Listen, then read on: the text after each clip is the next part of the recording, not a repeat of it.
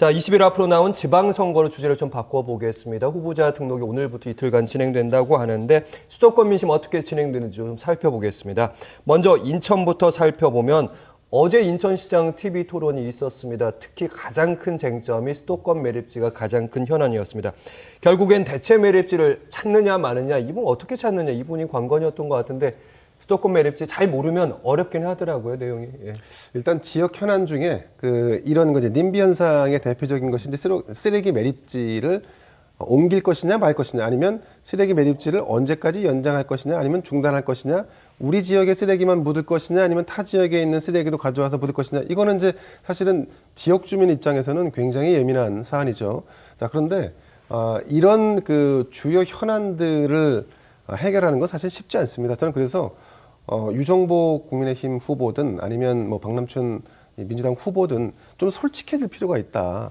사실 이 문제 해결하고 싶은 마음은 굴뚝 같지만 실질적으로 해결이 어렵다. 왜냐하면 이게 인천만의 문제가 아니라 경기도 주민들이 지금 버리는 쓰레기도 지금 다 가지고 와야 되고, 예. 서울도 다 가지고 와야 되고, 그렇다 보니까 이거는 국가적 현안 문제로 다뤄야 되지, 인천 안에서만 해결책을 찾는다고 하면 사실은 손쉽게 해결될 수도 있습니다. 하지만 서울, 경기를 다 아우르기 때문에 환경부까지 다 와서, 그래서 지난번에 사자 합의를 한 것이고 2026년까지는 일단 가자, 현재대로 가자라고 해서 내년까지 26년까지 가게 돼 있는데, 예. 근데 이제 그 이유가 문제란 말이죠. 저는 지금처럼 뭐 인천시장을 하겠다는 분들, 더군다나 전현직 시장님들 아닙니까? 본인들이 해결하지 못한 부분에 대해서 좀 자책하고 성찰할 필요가 있다, 우선적으로. 그리고 해결 방법을 제시하려면, 그러면 정부와 환경부와 또다시 어떤 뭐 해결책을 찾는, 안 되면 윤석열 새 정부와 이 문제 해결을 위해서 머리를 맞대겠다 정도로 솔직하게 임해야지, 지금 얼마나 꼴불견이라고 할까요?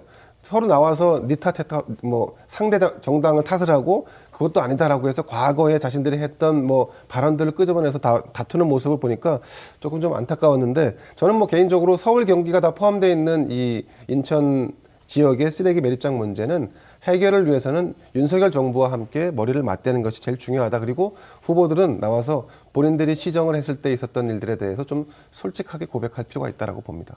더 솔직하게, 좀 더 이해가 쉽게. 자꾸 어려운 얘기들이 많이 나온 것 같아서요. 자, 이런 가운데 유정복 후보가 승세를 굳혀가고 있다는 분석도 나오고 있습니다. 여론조사 결과 4월 그리고 최근 거 살펴보시면, 먼저 중앙일보가 의뢰했고요. 한국갤럽이 조사한 거 4월 말에 조사했습니다. 29일부터 30일까지. 박남춘 36.3, 유정복 41.5, 그리고 이정미 5%. 박남춘과 유정복 후보의 포인트는 5.2%포인트 차. 오차 범위 내긴 합니다. 그리고 그나마 최근인 것은 OBS 저희 회사가 미디어 리서치에 의뢰를 했고요. 여기서는 박남춘 37.3, 유정복 45.7. 네, 조금 더 이제 격차가 더 크게 벌어졌고요. 이정미 5.4. 이런 결과들을 보면서 날짜를 좀 말씀을 드려야겠네요. 이것도 5월 6일부터 7일까지 조사했습니다. 유정복 후보는 이제 승세를 좀 굳혔다, 이런 반응도 좀 있더라고요. 어떻게 평가하십니까? 네. 뭐 최근 여론조사 한 4-5개의 추이를 보면은 적게는 여기서도 나왔지만 5% 정도, 많게는 한 8% 정도 차이가 나는 것 같습니다. 자, 그런데 이걸로 승세를 굳혔다라고 얘기하기에는 두 가지 변수가 남아 있다. 일단 첫 번째는 소위 말하면 이재명 효과라고 하는 게 아직은 반영이 안 됐습니다. 자, 5월 8일 날 출마 선언했고 이후에 논란이 현재 진행되고 있습니다. 이 논란이 어떻게 진행되느냐에 따라서 여론이 변할 가능성이 있기 때문에 한 다음 주 정도까지, 다음 주에 조사하는 여론조사까지는 지켜봐야 된다. 말씀 듣고 나니까 최근 조사도 5월 6일, 7일이라서 네. 이재명 후보 전이에요. 그렇죠. 예. 이제 출마 선언, 소위 이재명 등판 이전 조사들입니다. 자, 두 번째는 여론조사에서 10% 이 정도 차이 나는 것들이 지방선거의 승패를 가누기에는 너무 근소한 차이라는 겁니다. 왜냐하면 여론조사는 일반적인 전 국민에 대한 표본조사입니다. 그런데 투표율이 대통령 선거와 다르게 60% 전후, 자칫하면은 뭐 60%도 안 되는 경우에 투표율이 나올 수도 있습니다. 자, 이러면 일반 국민의 그런 그 소위 그 여론조사하고는 좀 다른 결과가 나올 가능성이 높아요. 투표율이 낮다라고 하는 것은 양 당의 지지층들이 적극적인 투표를 하고 소위 말해서 중도층들이 투표를 안 하게 되면 낮아지게 되면 이 격차가 확 줄어드는 게 일반적인 그동안의 수도권에서의 특히나 판세의 변화였거든요. 예. 그렇게 놓고 본다면 지금 이 정도 5에서 8% 여론 정도 차이 나는 것들은 앞으로도 얼마든지 바뀔 수 있고 이 당장 투표를 치른다 선거를 한다 손 치더라도 투표율의 그런 그 조정 과정을 거치기 때문에 이 부분을 가지고 뭐 이제 승리를 장담한다 이러기에는 조금 이른 부분도 있다고 봅니다. 한 주 더 봐야 된다 이 말씀입니다.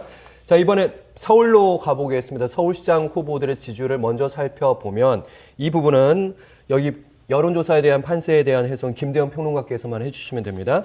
MBC가 코리아 리서치 했고요. 5월 7일부터 8일까지 해보았습니다.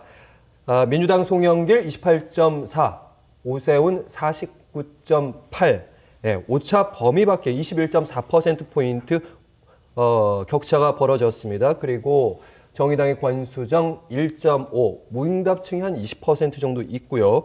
5월 7일부터 8일까지 코리아 리서치가 조사했습니다.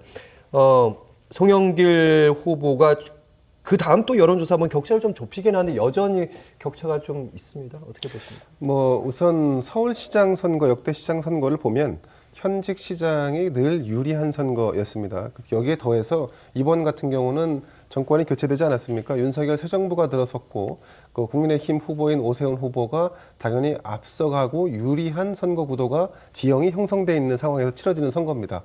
자, 이에 반해서 지금 경쟁자인 송영길 민주당 후보 같은 경우는 사실 명분 없는 출사표라고 하는 비판을 받고 또 실제로 이 민주당 안에서 뚜렷한 경쟁자가 없다 보니까 뭐 경선이라든가 이런 컨벤션을 만들어낼 수 있는 기회조차 없이 좀 어려운 선거가 아니냐, 쉽지 않겠다라고 하는 분위기 속에서 출마를 강행했던 것이기 때문에 지금 정도 한 20% 전후의 이 표차가 나는 걸로 좀 보여지는데 사실 저는 뭐 이 정도가 날 것이라고 예측은 했었고요. 그리고 선거 실제적인 결과도 이렇게 큰 격차로 이어지지 않을까라고 생각을 합니다. 왜냐하면 지금 민주당 안에서는 뭐 오늘 사실 성추문이 또 있어갖고 삼선에 박원주 의원이 또 제명을 당하기도 했고 예. 악재가 발생하지 않아야 되는데 오히려 지금 야당 쪽에 악재가 지금 많단 말이죠. 상대적으로 지금 새 정부는 출범에 발목이 잡혀 있다라고 하는 이런 느낌으로 국민에게 비춰지고 있고 민주당은 악재가 생기고 있고 그렇다 보니까 가장 중요한 가장 관심을 많이 끄는 서울시장 선거에서 아마도 국민의 표심이 상당히 좀 국민의 힘 쪽, 그러니까 집권 여당 쪽으로 좀 쏠리지 않을까 이렇게 예상을 해봅니다. 네, 이번엔 경기도로 가보겠습니다. 역시 접전을 펼치고 있죠. 여론조사 결과 3파전입니다. 이 부분은 박 교수님께 좀 해석을 부탁드릴 텐데요. MBC가 의뢰했고요. 코리아 리서치 5월 7일부터 5월 8일까지 접전입니다. 말 그대로 김동연 35.7, 김은혜 36, 이 정도면 깻잎이다. 이렇게 표현하죠. 변수입니다. 강용석 변호사 3.4, 또 무응답이 한 22.7% 정도 있습니다. 접전으로 좀 나오기는 하는데요. 다른 대부분의 여론조사 결과 보면 오차 범위 내긴 하지만 김동연 후보가 조금 더 앞서 있는 여론조사가 많긴 합니다. 네, 뭐 초접전 양상이다. 오차 범위 이내면은 다 초접전입니다. 특히나 이제 지금 경기도 같은 경우에 이재명 이제 후보의 소위 말해서 이제 그 등판 이후에 민심이 변할 수 있습니다. 그리고 또 안철수 효과도 또 이제 나타날 수 있습니다. 자, 이렇게 놓고 보면 지지층의 결집이 굉장히 팽팽하다. 그래서 다른 지역에서는 몰라도 경기도에서만큼은 양 진영 대결이 뜨거울 수밖에 없고 이렇다 보니까는 뭐 여러 가지 이제 뭐 네거티브라든지 가족 관련된 거 이제 뭐 우리가 지난 대선 때 봤던 얘기들이 또 한 번 또 나올 거예요. 그렇게 놓고 본다면 그만큼 있는 거 없는 거 다 들고 나와서 싸워야 될 정도로 지금 우열을 가리기 어려운 상황 아니냐 이렇게 봐야 될 것 같습니다. 네. 김대현 평론가께는 이 질문 드릴게요.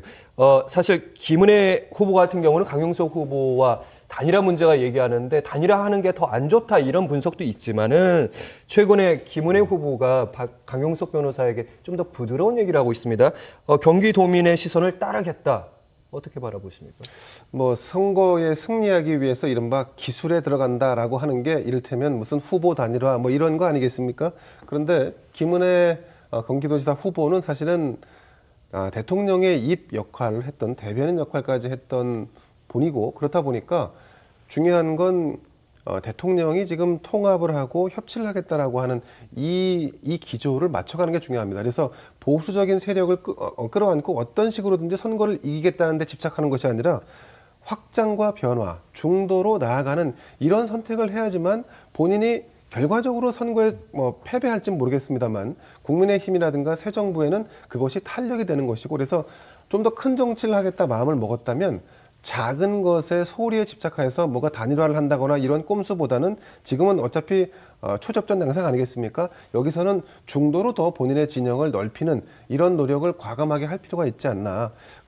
강영석 후보한테는 좀 미안한 얘기입니다만 어쨌든 강경한 보수보다는 김은혜 후보가 선택할 것은 중도 지향이 아닌가 이렇게 생각을 해봅니다. 네, 미래를 생각해서 원칙 있는 대결. 오늘 저녁 7시에 경기도지사 토론회도 열린다니까 한번 관심 있게 봐야겠습니다. 어떤 말이 오가는지. 오늘 함께했습니다. 박창환 교수, 김대현 시사평론가 자리했습니다. 고맙습니다.